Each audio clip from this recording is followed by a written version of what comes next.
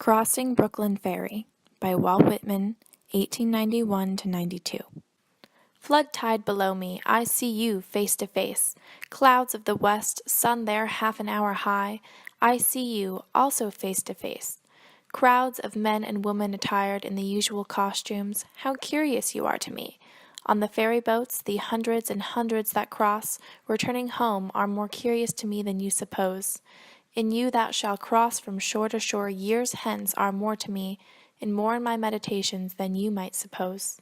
The impalpable sustenance of me from all things at all hours of the day, the simple, compact, well-joined scheme, myself disintegrated, everyone disintegrated, yet part of the scheme, the similitudes of the past and those of the future, the glories strung like beads on my smallest sights and hearings, on the walk in the street and the passage over the river, the current rushing so swiftly and swimming with me far away, the others that are to follow me, the ties between me and them, the certainty of others, the life, love, sight, hearing of others. Others will enter the gates of the ferry and cross from shore to shore. Others will watch the run of the flood tide. Others will see the shipping of Manhattan north and west and the heights of Brooklyn to the south and east. Others will see the islands large and small. 50 years hence, others will see them as they cross, the sun half an hour high. 100 years hence, or ever so many 100 years hence, others will see them, will enjoy the sunset, the pouring in of the flood tide, the falling back to the sea of the ebb tide. It avails not, time nor place, distance avails not. I am with you, you men and women of a generation, or ever so many generations hence. Just as you feel when you look on the river and sky, so I felt. Just as any of you is one of a living crowd, I was one of a crowd. Just as you are refreshed by the gladness of the river and the bright flow, I was refreshed. Just as you stand and lean on the rail, yet hurry with the swift current, I stood yet was hurried. Just as you look on the numberless masts of ships and the thick-stemmed pipes of steamboats, I looked. I too many and many a time crossed the river of old, watched the 12-month seagulls, saw them high in the air, floating with motionless wings, oscillating their bodies, saw how the glistening yellow lit up parts of their bodies and left the rest in strong shadow, saw the slow-wheeling circles and the gradual edging toward the south, saw the reflection of the summer sky in the water, had my eyes dazzled by the shimmering track of beams, looked at the fine centrifugal spokes of light round the shape of my head in the sunlit water, looked on the haze on the hills southward and southwestward, looked on the vapor as it flew in fleeces tinged with violet, looked toward the lower bay to notice the vessels arriving, saw their approach, saw aboard those that were near me, saw the white sails of schooners and sloops, saw the ships at anchor, the sailors at work in the rigging or out astride the spars, the round masts, the swinging motion of the hulls, the slender serpentine pennants, the large and small steamers in motion, the pilots in their pilot-houses, the white wake left by the passage, the quick tremulous whirl of the wheels, the flags of all nations, the falling of them at sunset, the scallop-edged waves in the twilight, the ladled cups, the frolicsome crests and glistening, the stretch afar growing dimmer and dimmer, the gray walls of the granite storehouses by the docks, on the river the shadowy group, the big steam tug closely flanked on each side by the barges, the hayboat, the belated lighter, on the neighboring shore the fire from the foundry chimneys burning high and glaringly into the night, casting their flicker of black contrasted with wild red and yellow light over the tops of houses and down into the clefts of streets. These and all else were to me the same as they are to you. I loved well those cities, loved well the stately and rapid river. The men and women I saw were all near to me, others the same, others who look back on me because I looked forward to them. The time will come, though I stop here today and tonight. What is it, then, between us? What is the count of the scores or hundreds of years between us?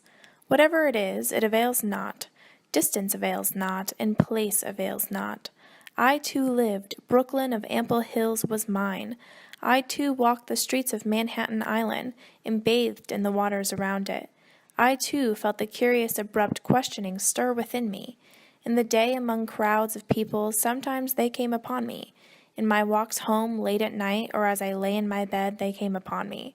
I too had been struck from the float forever held in solution. I too had received identity by my body. That I knew was of my body, and what I should be, I knew I should be of my body. It is not upon you alone the dark patches fall. The dark threw its patches down upon me also.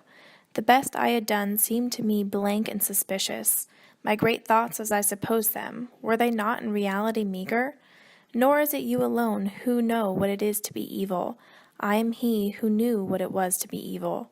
I too knitted the old knot of contrariety, blabbed, blushed, resented, lied, stole, grudged, had guile, anger, lust, hot wishes I dared not speak, was wayward, vain, greedy, shallow, sly, cowardly, malignant, the wolf, the snake, the hog, not wanting in me, the cheating look, the frivolous word, the adulterous wish, not wanting, refusals, hates, postponements, meanness, laziness, none of these wanting, was one with the rest, the days and haps of the rest, was called by my nighest name by clear, loud voices of young men as they saw me approaching or passing, felt their arms on my neck as I stood, or the negligent leaning of their flesh against me as I sat, saw many I loved in the street or ferry boat or public assembly, yet never told them a word, lived the same life with the rest, the same old laughing, gnawing, sleeping, played the part that still looks back on the actor or actress,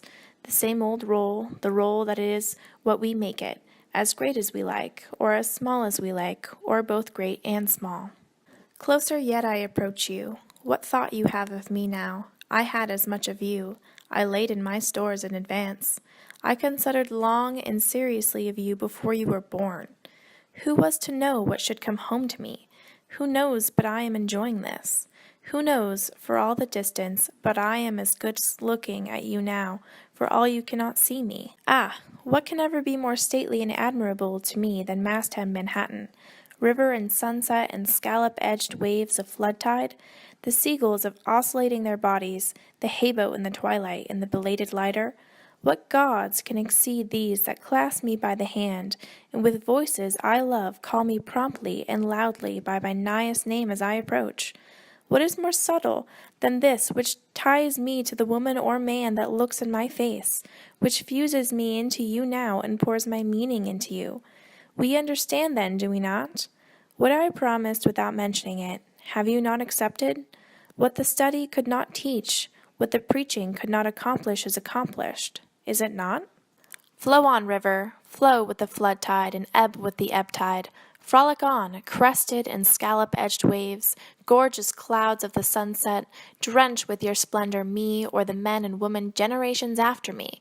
Cross from shore to shore countless crowds of passengers. Stand up, tall masts of Manhattan. Stand up, beautiful hills of Brooklyn. Throb, baffled and curious brain, throw out questions and answers. Suspend here and everywhere, eternal float of solution. Gaze, loving and thirsting eyes in the house or street or public assembly. Sound out, voices of young men, loudly and musically call me by my nighest name. Live, old life, play the part that looks back on the actor or actress. Play the old role, the role that is great or small according as one makes it. Consider, you who peruse me, whether I may not in unknown ways be looking upon you. Be firm, rail over the river to support those who lean idly, yet haste with the hasting current. Fly on, seabirds, fly sideways or wheel in large circles high in the air. Receive the summer sky, you water, and faithfully hold it till all downcast eyes have time to take it from you. Diverge, fine spokes of light, from the shape of my head or anyone's head in the sunlit water. Come on, ships from the lower bay, pass up or down, white-sailed schooners, sloops, lighters, flaunt away flags of all nations, be duly lowered at sunset. Burn high your fires, foundry chimneys, cast black shadows at nightfall, cast red and yellow light over the tops of the houses. Appearances, now or henceforth, indicate what you are. You necessarily film, continue to envelop the soul about my body for me and your body for you, be hung out divinest aromas. Thrive, cities, bring your freight, bring your shows, ample and sufficient rivers. Expand, being than which none else is perhaps more spiritual. Keep your places, objects than which none else is more lasting. You have waited, you always wait, you dumb, beautiful ministers. We receive you with free sense at last, and are insatiate henceforward. Not you any more shall be able to foil us, or withhold yourselves from us. We use you, and do not cast you aside. We plant you permanently within us. We fathom you not, we love you, there is perfection in you also. You furnish your parts toward eternity. Great or small, you furnish your parts toward the soul.